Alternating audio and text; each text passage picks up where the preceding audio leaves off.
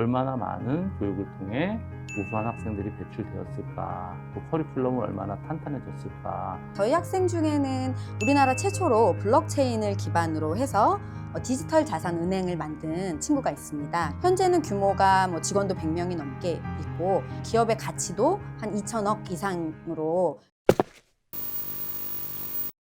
학부모님 안녕하세요. 김쌤입니다. AI 기술의 발달로 우리 아이들에게 요구되는 기술도 다르게 변하고 있습니다. 예전 같은 경우는 문제를 빠르게 풀거나 또 정확하게 푸는 아이들을 뛰어난 아이라고 보았다면, 요즘 아이들에게는 변화에 대처하고 아이디어를 내고 또 특허도 내고 내가 무엇을 하고 싶은지에 대해 더 명확히 알고 있는 그런 아이들을 리더로 보고 있는데요. 이러한 문제에 대해서 오늘 말씀을 나누기 위해서 제가 대전 카이스트에 왔습니다. 백 박사님 안녕하세요. 안녕하세요. 저는 카이스트 과학영재교육연구원에서 IP 영재기업인 교육원을 담당하고 있는 백민정이라고 합니다. 반갑습니다. 지난번에 저희가 이제 주니어 카이스트 영재 관련해서도 이성애 박사님하고 인터뷰를 좀 했었는데, 어떤 차이가 있고 어떤 교육을 하는 곳인지 좀 듣고 싶습니다.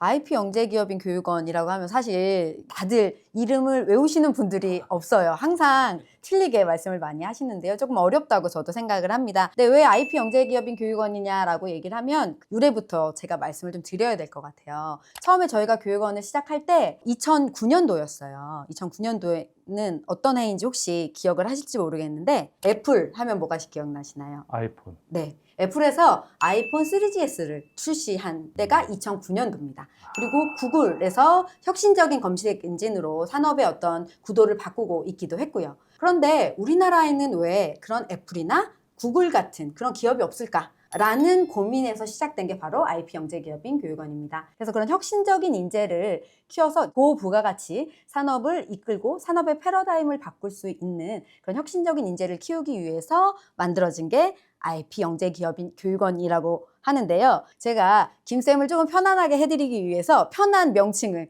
알려드리겠습니다. 네, 저희는 다른 해주세요. 말로 IP CEO라는 표현도 씁니다. 그래서 카이스트 IP CEO 과정이라고 해주시면 되는데요. IP는 Intellectual Property, 바로 지식재산을 뜻합니다. 지식재산은 어떻습니까? 조금 독창적이고 창의적이잖아요. 그래서 크리에이터의 의미를 좀 담고 있고요. 그리고 CEO는 아시다시피 기업가를 의미를 하겠죠. 기업가들이 가진 어떤 혁신적인 마인드나 정신, 이런 것들을 표현해서 이노베이터의 의미를 담고 있다고 보시면 됩니다. 어쨌든 IP 영재 기업인 교육원이든 IP CEO 과정이든 상당히 좀 매력적인 키워드라고 생각은 해요. 그리고 아까 백 박사님 말씀하신 2009년 그때만 해도 학생들을 이제 전국의 발명대회 입상시키면서 특허도 많이 내줬을 때거든요. 저희 교사들 사이에서도 애플의 아이폰이 사실은 화두였어요. 와, 세상 바뀐다. 엄청나게 기술의 혁신이 오고 있다라는 얘기들을 저희 IP에 관심 갖는 선생님들이 엄청 했던 게 기억나요. 그때 이미 국가에서는 발빠르게 이렇게 좋은 커리큘럼을 가진 교육원을 만들었다는 얘기를 듣고 보니 좀 감회도 새롭고, 그 후로부터 지금까지 얼마나 많은 교육을 통해 우수한 학생들이 배출되었을까, 또 커리큘럼은 얼마나 탄탄해졌을까 되게 궁금해지는데요. 굉장히 많은 사례가 있습니다. 저희가 영재기업인 교육원이다 보니까 아무래도 창업을 한 친구들을 계속 팔로우업을 하고 있는데요. 저희 학생 중에는 우리나라 최초로 블록체인을 기반으로 해서 디지털 자산 은행을 만든 친구가 있습니다. 현재는 규모가 직원도 100명이 넘게 있고 기업의 가치도 한 2천억 이상으로 인정받고 있는 그런 회사를 운영하고 있는 친구도 있고요. 또 어떤 친구는 IT 기업에서 오랫동안 일을 하다가 나와서 창업을 하고, 굿노트라고 혹시 아시나요? 네, 네, 알아요. 글로벌 필기 앱 1위이거든요. 네. 지금은 굿노트에서 일을 하고 있는 그런 친구도 있습니다. 그리고 창업뿐만이 아니라 저희 학생들은 각 분야에서 자기의 전문성을 잘 발휘하고 있는데요. 예를 들면 의사가 됐다 하더라도 진료만 하는 게 아니라 자기의 전문성을 발휘해서 관련된 제품이나 서비스를 계속 개발하는 등의 이런 활동들을 하기도 하고요. 저희 학생 중에는 고등학생 때 청소년들을 다 같이 모아서 창업 해커톤 을 하거나 사회적 기업 같은 이런 것들을 설립하는 그런 친구들도 있습니다. 미국 같은 경우는 그런 청소년 시기 창업이 되게 특이하지 않고 그래도 꽤 많이 이루어지거든요.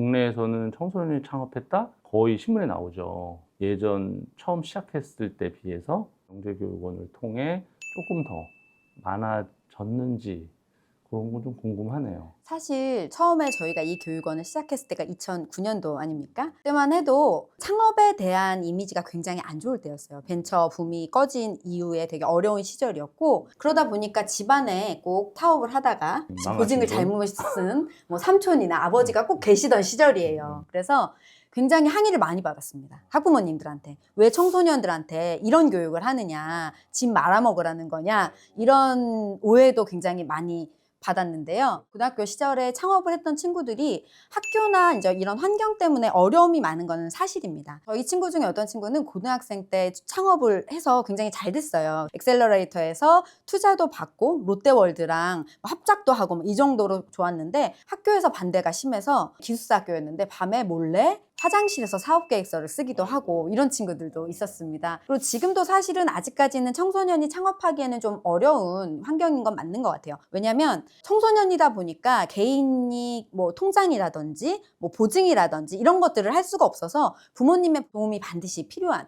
그런 상황이거든요. 그래서 아직까지 우리나라의 사회 시스템이나 이런 것들이 청소년이 창업하기에는 쉽지는 않은 현실인 것 같습니다. 질문 드린 이유가 이제 그 지점일 것 네. 같아서 제가 질문 드린 거예요. 그러니까 첫 번째 허들이 부모님이신 거잖아요. 네, 맞습니다. 그래서 그 얘기는 정말 뭐 요즘이 아니라 저희 때부터 지금까지 지속되고 있는 고정관념, 요즘은 좀 달라졌죠. 2009년 다음으로 지금 AI로 인한 또 다른 변화에 대해 두려워하고 있는 이 시대에 정말 진지하게 고민해야 될, 아이들의 역량이 과연 예전과 같이 사업을 들여와야 되나. 그리고 또 사업이라는 게 창업만이 사업은 아니잖아요. 직장 안에서도 어떤 창업가적인 마인드로 내 포지셔닝에 일을 하느냐, 그게 중요한 거잖아요. 이게 지금 키워드 자체가 IP CEO지만 그 안에서 아이들에게 길러주고자 하는 역량들은 사실 되게 세분화되어 있을 텐데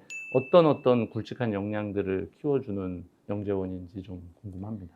사실 우선 저희가 일반적인 수학, 과학, 영재들과 어떤 점이 다른지에 대해서 먼저 얘기를 해봐야 될 것 같아요. 수학, 과학, 영재들은 정답이 있는 문제를 심도 있게 교육해서 정답을 잘 맞추도록 어떻게 보면 교육을 하는데요. 저희는 정답이 없는 교육을 하는 게 특징이라고 말씀을 드릴 수가 있습니다. 아까 저희가 애플하고 구글 말씀을 드렸잖아요. 애플과 구글이 남들이 낸 문제를 잘 맞춰서 그 자리에 간 게 아니거든요. 오히려 남들이 하지 못한 질문을 스스로 했기 때문에 그 자리에 가 있는 거라고 생각을 합니다. 그래서 저희가 앞으로 길러야 될 아이들은 정답을 빠르게 잘 맞추는 아이가 아니라 정답이 없는 문제를 잘 다룰 수 있는 아이라고 생각을 합니다. 결국은 정답이 없는 문제라고 하는 거는 문제를 발견하는 것부터 시작을 해서 이 문제를 스스로 좋은 대안을 만들어내고 그다음에 그 대안에 대해서 사람들을 설득할 수 있는 능력까지를 우리는 정답이 없는 문제를 잘 다루는 아이라고 생각을 합니다. 실제적으로 산업의 어떤 발전이 너무 빠르잖아요. 인공지능 시대가 도래하면서 직업군도 이제는 더 이상은 장담할 수 없는 이런 시대가 됐잖아요. 그래서 우리 아이들이 살아나가야 될 미래는 훨씬 더 복잡하다고 생각이 됩니다. 예측이 어렵죠. 그러다 보니까 지금 배운 지식이 그때 가서 적용이 된다고 절대 말할 수가 없는 거예요. 그래서 지금 아무리 공부를 열심히 해도 그때 이게 먹힐 것이냐 혹은 그 미래를 대비할 수는 없게 되는 거죠. 그래서 이럴 때 갖춰져야 될 역량은 지식 자체를 외우는 것보다 지식을 활용할 수 있는 역량을 키우는 게 중요하다고 생각을 하고요. 저희는 그것을 학습 역량이라고 표현을 합니다. 사실 지금 부모님들이 가장 궁금해하시고 저도 이제 외부 특강 나가면 물어보시는 게 어떤 직업이 더 전망 있는 직업이냐, 어떤 직업 없어지냐, 그리고 또 뭐 예술 쪽으로 하는 직업들, 몸을 쓰는 직업은 또 안 없어지는 거 아닌가, 여러 예측들을 계속 하고 있는데 시간이 가면 갈수록 다 틀린 것으로 결론이 나고 있잖아요. 그러니까 몸 쓰는 직업도 없어지겠네, 이런 개념이 아니라 다 바뀌는 거잖아요. 그러다 보니까 변화에 적응하는 역량이 중요한데 그걸 가장 크게 여기고 가르치는 교육원이다. 그렇게 볼 수 있겠네요. 그래서 저희가 수치로 얘기를 조금 해보면 작년에 세계 경제 포럼이라는 곳에서 55개국의 1000개의 기업을 조사를 했어요. 9,700만 개의 직업이 5년 안에 사라지고 1억 7천만 개의 직업이 새로 생긴다고 합니다.